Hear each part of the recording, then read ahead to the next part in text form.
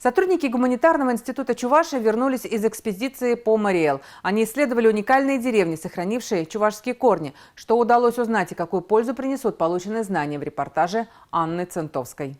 Семеновка, Трояры и Чуваш-Атары. Эти три чувашские деревни в Мариэл и привлекли внимание ученых. Когда-то сюда переселялись земляки из Козловского, Цивильского и Мариинско-Посадского районов. Знания, культуру, традиции и обычаи старшее поколение передавало младшему. Поэтому и сегодня тут можно увидеть поистине уникальные обряды.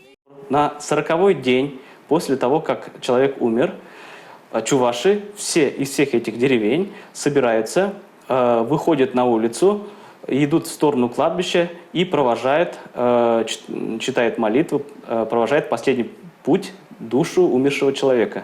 Хотя священники прямо говорят, ни в коем случае это делать нельзя. То есть это противоречит религиозным канонам, но тем не менее это делает, потому что это уважение к своим сородичам, к своим предкам.